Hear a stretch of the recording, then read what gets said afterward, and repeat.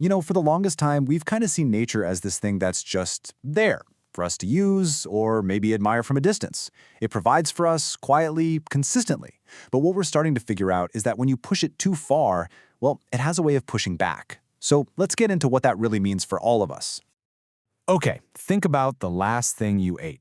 Seriously. Whatever it was, a sandwich, a salad, a piece of fruit, there's a really good chance that 1 out of every 3 bites you took, depended on the work of a tiny bee. And that one little fact, it really tells you something huge.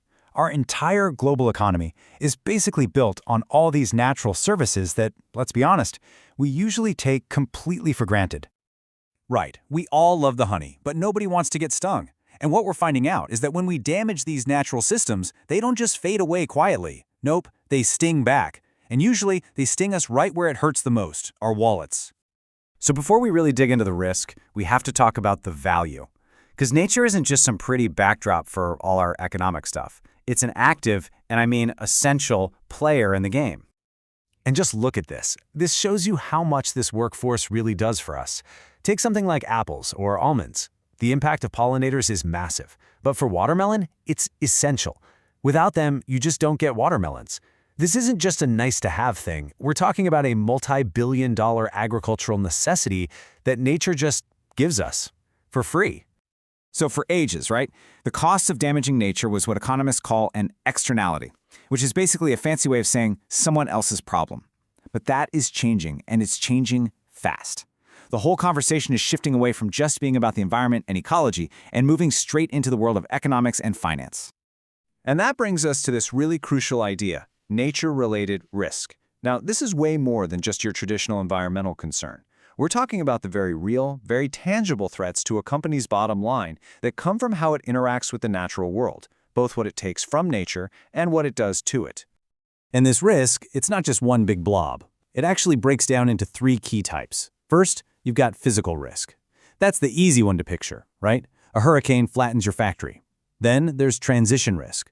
This is a bit more subtle. It's all about the costs that come from changes in laws, technology, or what customers want. And finally, the big one, systemic risk. This is the scary one, where the collapse of a whole ecosystem could set off a domino effect through the financial system. And wow, this picture just says it all, doesn't it?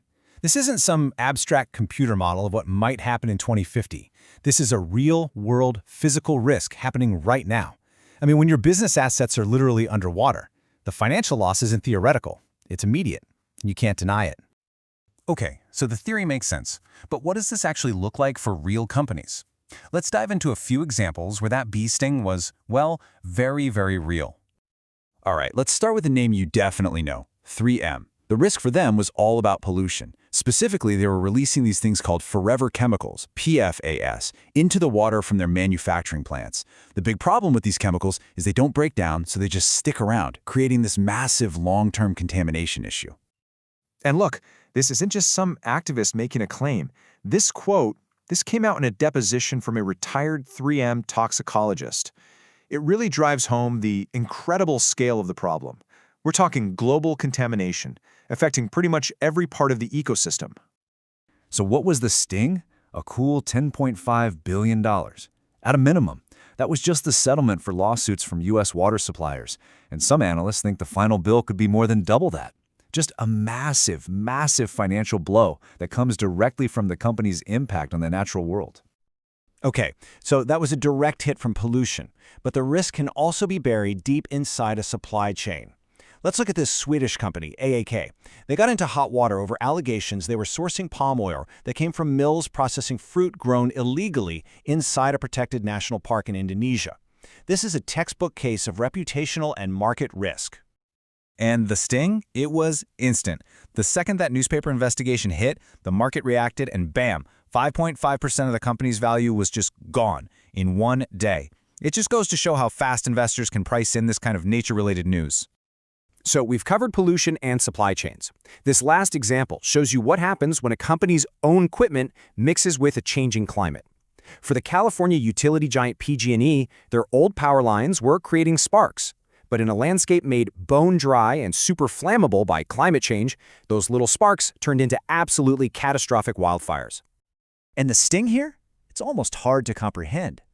$59 billion. That was the price tag on the reorganization plan after the company was forced into bankruptcy from all the liability claims from those fires. It is one of the most insane examples of how physical and systemic nature risk can literally lead to the collapse of a huge corporation.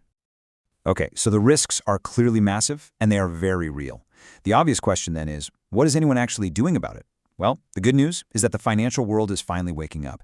They're starting to build the tools we need to deal with this new reality. And a huge piece of this new response is something called the Task Force on Nature-Related Financial Disclosures, or TNFD for short. It's basically modeled on a really successful framework they already have for climate risk. The whole point is to give companies and investors a clear, consistent way to talk about, and more importantly, manage these nature-related risks. And they've come up with this super practical 4-step process called LEAP. It's designed to guide a business to first locate where they connect with nature, then evaluate their dependencies and their impacts. Next, assess their actual risks and opportunities. And finally, prepare to respond and report on it all.